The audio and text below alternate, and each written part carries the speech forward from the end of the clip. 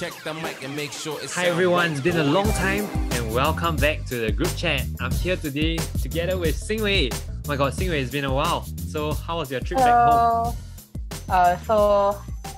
Hello, happy Chinese New Year to all listeners. I don't know if we'll get in time. I went back to Penang, Malaysia during Chinese New Year and it was really good. I see many of my family members and ate a lot of food. Oh my god, I have fond memories at Penang too. Because I went there once to film a documentary of the clan jetties. You know those Oh families all the heritage sites, right? Correct. So we actually filmed a documentary on that because it's a UNESCO heritage site and then to hear their stories and stuff. It was pretty cool. So flying back home for CNY. So right now under home stay home notice because I didn't get the VTL flight back home. So I'm staying home until this Sunday or Saturday or Sunday, depends. Yeah. What is the thing that you hate most about staying home like that? I can't get my own food. If I'm hungry, I just need to rely on Grab food or cook myself. Oh my god. I think your Grab delivery charges are gonna... Yeah, they're quite expensive. Will be very expensive this week. Okay, anyway, I think this is an exciting week for many of us too, especially for our J1s that have just gotten their posting results and are heading for orientation. I hope that there isn't too many of you that didn't get your choice, but I heard this year the cutoff point was pretty competitive for a lot of JCs.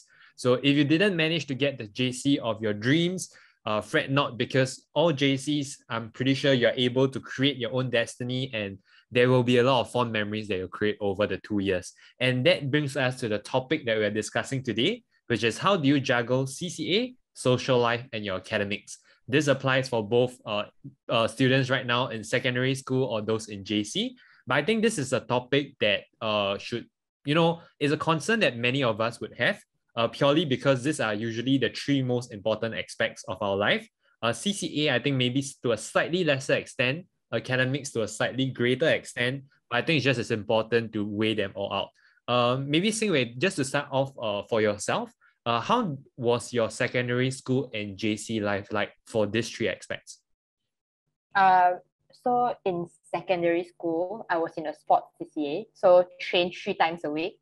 And then honestly, after that, you're just so tired. I know Darrell, you definitely would agree with me. After training, you're just super tired. You just want to go home. And when you reach home, it's really quite late and you just want to sleep.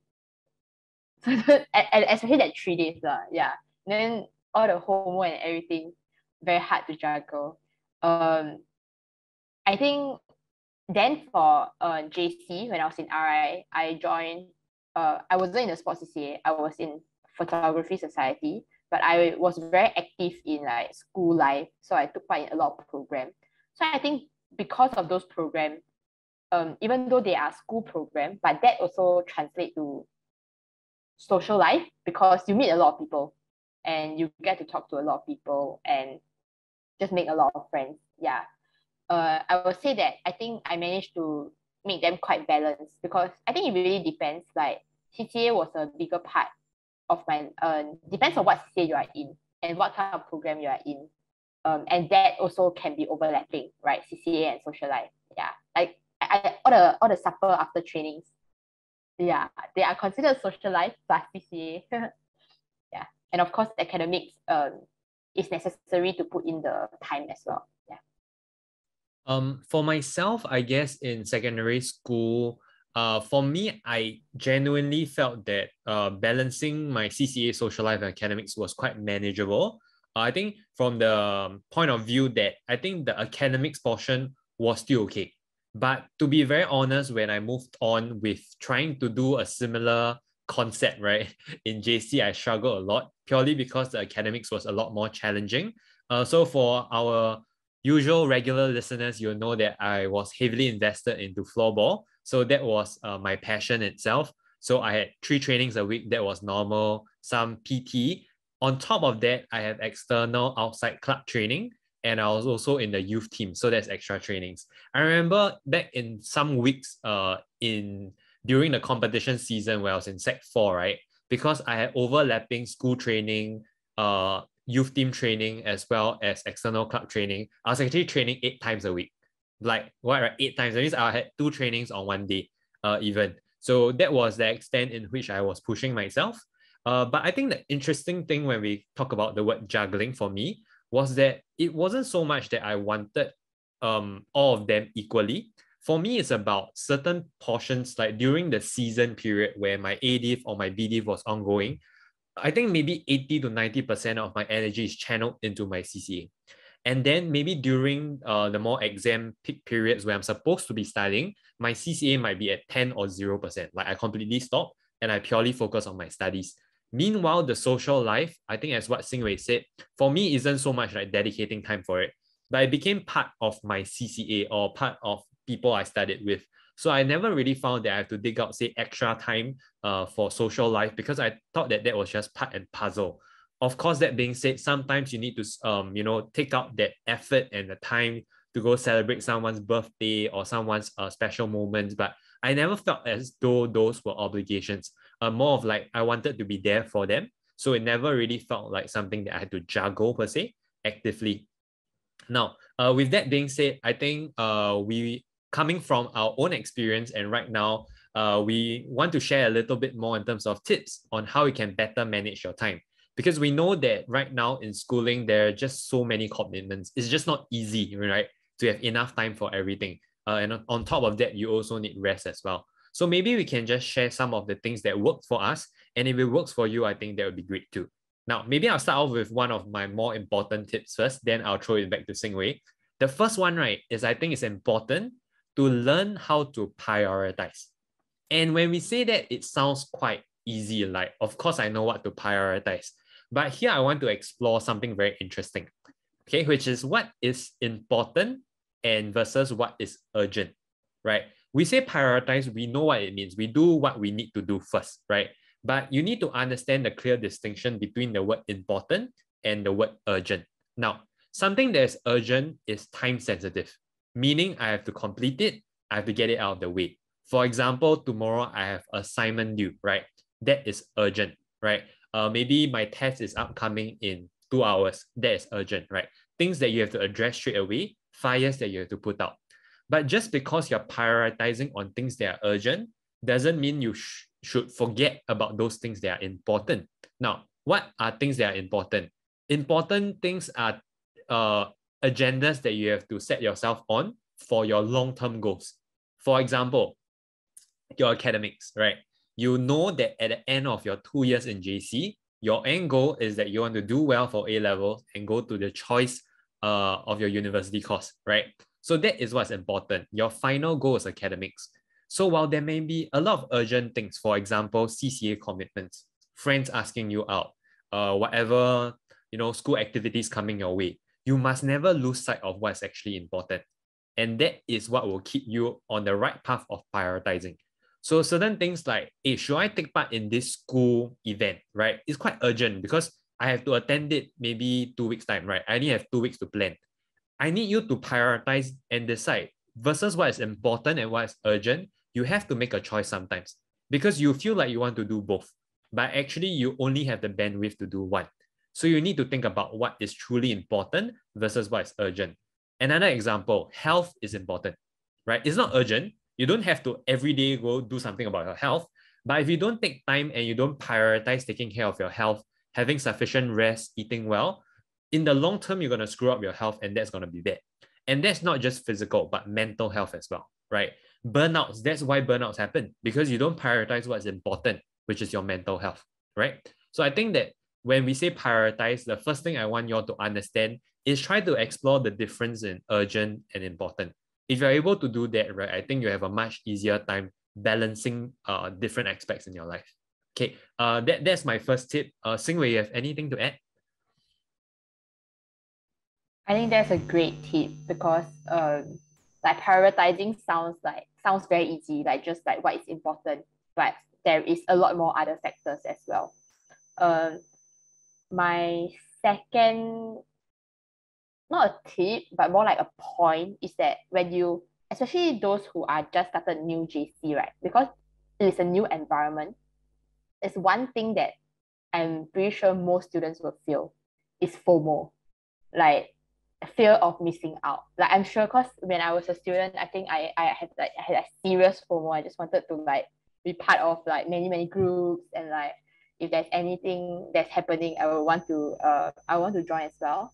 But I think this fear of missing out is good in the sense that it helps you to like socialize and then build a social circle, make friends. That's the fun part, and that is actually like the part that like I miss a lot, right? When you look back in time. But I think that can also kind of hinder you. Like for example, when you are saying when Darrell just now mentioned about prioritizing based on importance and urgency. But let's say you already managed to establish that okay, this is very urgent, but some of your friends are going out. But because of this FOMOness, you may be like, oh, okay, I guess this is urgent, but I'm just gonna push it back. And because I'm FOMO, I'm gonna go out with my friends. I think that's not that shouldn't be how it is lah. Um, I would say that of course it's understandable that you scared. Like some students are scared that oh, if I don't go, I don't get to be in this circle.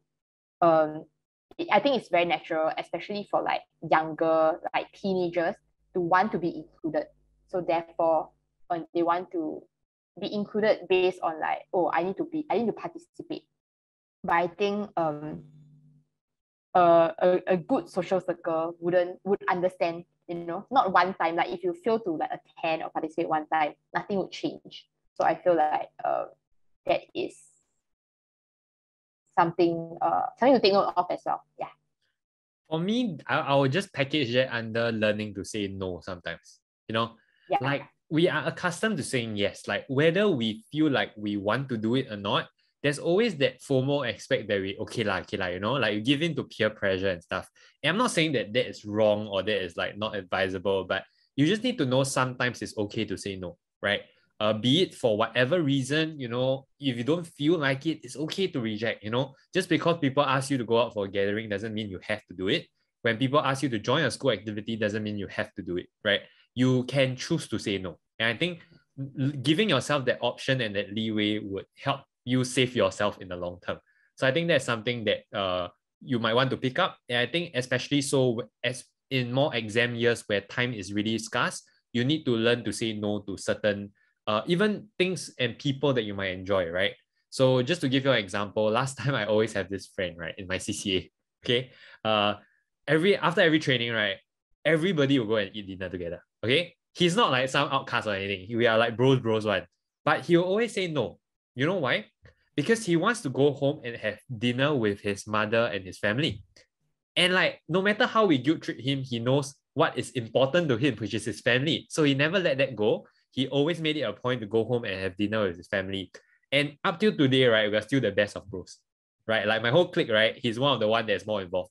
Not just because he didn't join us for dinner on a training night after school, but it's because he prioritized what's important. And eventually we came to respect that, hey, that's what's important to him. Not going to the land shop with us after school, that's not what's important. But that's cool because our relationship stayed strong and even stronger when we learn to respect those boundaries and those facts. Okay, but with that being said, I think something else that I think would help with time management is really to stay disciplined. Wow, but this one you say already, you sound like, hey, who don't know, right? Stay disciplined sounds easier, sounds pretty easy to say. But the truth is, when we say stay disciplined, it's really not easy, right? We talked about this topic multiple times in our podcast. There's distractions, there's all sorts of peer influence. The very ideal state of staying disciplined is so hard to achieve. So what I want to touch on more is how did I force myself to stay disciplined? One big trigger or one big help push factor was my friends. So I got a study buddy. So I'm accountable because like, let's say Saturday night, Saturday morning, we're supposed to go back to school for remedial. If I don't go, he'll be there alone, and he's going to curse me out, right? So I have no choice but to pull myself out of bed to go back to school remedial. But that's because we made a pact to do it together. Same thing, training. Why would I go 7 a.m. on a Saturday morning to go and run laps around the school? I don't want to go for training, right? Who wants to? But I'm there because of my teammates. So one way I found that was very effective in helping me stay disciplined is by having friends and a support system around me. And another thing that I found very useful was to set goals. Because when I set goals, I knew where I was heading to, and that was what allowed me to stay on track. So while we say stay disciplined, you cannot just say on it. You have to find a way that works for you. I think those are just some of the aspects that we wanted to share in terms of our own time management to help to juggle these different aspects during our student life. Okay, now, to move on to the next portion, this one I think I'm quite curious. Between CCA, social life, and academics, which one do you think you encourage students to focus more on? I will say it really depends because okay, I think first thing first, you must always remember. I know this is something that teacher will say, but it's something that I truly agree with, is that you must always remember that you are a student. Because you may be like Darrell, you were an athlete, but you were a student athlete. So students still in front, which means that in some way you still have to take charge of your academics. Like it's not asking you to be like a straight A student and be like top of the whole cohort, but it's more like you have to put in your best effort and make sure that you don't fall behind. So I think that part, it should be a given that you should be putting effort. And then like we don't talk about like whether you need to get A, you need to score super well, you need to be the best of the best. No, right? We just say that you need to put in effort to academics, because I think you are a student. But for CCA and social life, I really think it depends on like your own passion. For some people, they do have a lot of passion for their CCA. They have a lot of like they enjoy a lot about their CCA. So they think that they can sacrifice the time in their academics to handle the CCA part. I think that's totally fine, because that is that developing passion, I think developing passion is part of what school should be doing for the students. Yeah. So but if there is some students, in RI, there are some students who their passion is academics. Like there's RAF program, which means like it's not like school syllabus, but it's education, like learning that's beyond our syllabus level. So they go into those studying programs. That is academics, but that is also their passion. So I don't think that's like a right answer whether or not you should focus on what, but you should know that all are equally important. But depending on people, there's definitely something that person value more. And if you value that more, you can definitely put in a little bit more on that. But it doesn't mean that you put in 100% in that and you ignore everything else. Yeah, I think that is more important, like balancing, like having a basal level, but you can put in more in what you are passionate in. I will completely agree with that. I think it really depends on individual, because you know what you hold closest to your heart, right? So for myself, I think having said like all of this already, CCA was very important to me. Not so much just as a passion, but I found that, looking back in my schooling days, what allowed me to develop my character the most was through my CCA. It was through CCA that I had those moments of growth, moments that I was put in a position where I was forced to assume responsibility, or to lead, or to grow, or to develop grit and determination. I think that is something that was very underrated. But this might not apply for everybody, right? For some of you, you might find that you found this through your academics, or you found this through some external project that you're working on. So I'm not saying that CCA there is very important or is useless. I think it's about finding out what truly matters to you. And back to Xin Wei's point, right? No matter what you are a student, right? Student athlete, student CCA leader, student and social butterfly, doesn't matter, you're still a student. So it's not so much that you have to get A, right? But it's more of like you need to understand that your responsibility as a student is that you are supposed to study, right? You're not out there working and, supporting your whole house yet, okay?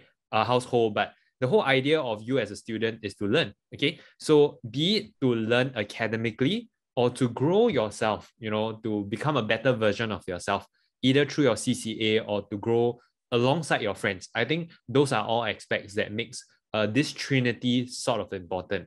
Even though I know a lot of students do not view CCA as one of that big of a priority compared to social life and academics, but I think there's still value in it.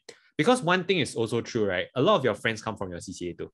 right? Yeah, So exactly. I think that brings us on to our next part, whereby we talk about meshing some of these areas together, right? Social life with CCA, right? Because when you go to CCA, you're with your friends. So that is in itself your social life.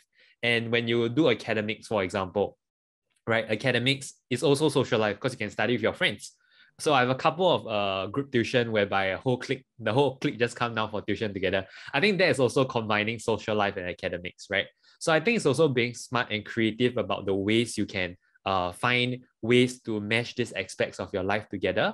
But all in all, I don't want you to worry that much about balancing all three, but rather enjoying it to the fullest. Like when you're talking about CCA, go all out, right? When you're out with your friends having fun, just have fun, don't worry about anything else. But when you're studying and you're supposed to be studying, do it. So if you're able to live 100% into each area, there's not so much balancing already. It's more of just making sure that you're disciplined enough to ensure that you don't slack off on one of them, right? So anyway, do you have a similar situation back in schooling where you found yourself to be struggling between the three? I think it's more like what you said just now. Like it could be overlap because I mean CCA, there's no CCA that's like, why CCA is important. One thing is like what Darrell said, like it develops your character, right? You're exposed to like not just books and like question papers, but you're exposed to people. Like you have to work. I'm sure like every CCA you have to work with like your CCA mates. And if you are like a CCA leadership position, then you have to work with like the whole CCA, work with teacher, work with other CCA heads, things like that. And I think that is in some aspect social life because you talk to people and like social life doesn't. I think social life is not it's not restricted to just like, okay, these few people and we go out to have fun, we go out to chill. I think social has a much broader definition, and talking to people, meeting new people are also part of the social life. And I think CCA does give that. And like what Darrell said, academics also, because academics, like if you study with your friends, maybe those friends probably are your closer friends, right? Like classmates and everything, or CCA mates. Those are also time spent together. Yeah. Okay, Sing, I'm gonna throw you a curveball, right? This is gonna be quite difficult. Yeah. Let's say you're only allowed to choose two out of the three. Which two will you choose? I'll choose CCA and academics. I think social life is like if you look at the Venn diagram, I think social life can be like the subset of these two. So in some way you are not losing the social life. But if you take social life, you may not get the academic or CCA. Yeah. So yeah, I'm gonna choose CCA academic. Okay. So you carefully escape the trap door. I want to escape the trap door too, even though I said the question myself. If I choose two, right? I would choose CCA social life, then social life academic. So for me, it depends on the time period. Like I said before, if it's competition season, right, I heck care my academics. Sorry to say, but that was the truth for myself lah. Not saying that I encourage that. Consistent effort is best. Okay, but that's what I did. Okay. But then after CCA seasons, right, I completely just social life and academic. Because for me, right, the social life aspect, at least how I define it, is about making long-lasting friendships. And that is something that I cannot put a value and a price tag on it, because those friends are the ones that I'm still hanging out with today, people that I'm talking to, some of them getting married, like what the hell, right? But that's true, right? And those are the moments that I never ever want to give up, right? Because those are the memories that I have. I don't remember myself studying until like 12 midnight, but I remember those fun sessions that I had at karaoke and stuff, those are the memories that live on forever. Those are the legends. And my CCA, like I said, there are so many highlights in my life due to my CCA. I'll never want to let go of that. But that being said, knowing my responsibility as a student and knowing the importance of where my academics will bring me in the future, I never ever had a second thought that academics was important, because I know it will bring me on to the next step in life of my choice, right? So I always talked about having better result doesn't mean much. It just means you have more options, right? Yeah. And opening up sufficient option that I can do what I actually enjoy. So at the core of it, I think academics should still be the central pillar during your schooling days. but learning to prioritize and manage your time, you would have still enough time to do everything that you want to. But it's also about learning how to say no to certain things so that you don't burn yourself to dry. All right. Now, I think we've come to more or less the end of the podcast. So Xin Wei, just before we finish off, right, I just wanted to check with you. Is there anything you'd like to shout out, especially for students maybe this year, they're taking their O level and A level? Any like important things you want them to know? I think Darrell made a very good point. I think time period is it matters, right? Because I think actually I was the same as well. Like I was never like the very consistent kind. I think I was quite last minute. But when I'm last minute, right, I really like during that last minute studying period, I really study really hard and like without any distraction. But when I'm with my friends, I also like don't think of, oh no, like maybe I should be studying, but I just enjoy my time with my friends. And when I'm doing like school programs, I just do those school programs, really enjoy the time, the things that I learn. Yeah. So I think for the students who are taking the exam, or even students who are like Sec 3 or J1, right? I think more importantly is like live in the present. Like if you choose to do this thing, then you just enjoy fully. But of course, your live in presence cannot be like all play but no work, right? But if you choose already, you plan already, right? Then just go ahead and like enjoy that moment. But if you choose that this time is allocated to study, then you also just remove all distractions and then study hard. Yeah. Yeah, in a way, you know yourself best, right? You know how much time you have to put into your academics. And at the end of the day, it's about balance, right? Actually, at the core of this podcast is about how do you balance all of this? How do you juggle them, right? So I think what's important is that you need to strike a balance that works for you. If there are too much on your plate for some of the areas, you have to drop it, right? Instead of having like 10 clicks, maybe like at 5, I don't know, choose your friends, or work things out or study with different groups or your CCA friends, maybe you overlap a bit. I don't know how it works, but you have to find that balance that works for you. And then you want to maintain and steamroll through for the rest of the year. So now you are still starting the year, still getting a hang of how all things balance, especially if you're stepping into a new role in your CCA or you're entering a new JC and you have no idea what's coming your way. All I'm asking of you is to try to find that balance. And if it's tipping in a scale that is not working out in your favor, for example, you're suffering academics, you need to find a way to tinker with it because something is wrong until you find that perfect mesh and then you keep with it. And then hopefully it will serve you well for the rest of your how many years that you're required to study. And I think with that, we come to the end of today's podcast. I really hope that whatever we shared gives you a better insight and based on our experience, how we juggled CCA, social life, and academics. Of course, if you're watching this on YouTube, please give us a like, okay, and subscribe to our channel so that more people can discover our content. If not, we'll see you in the next podcast. Bye, everyone. Bye. It sound right, boy.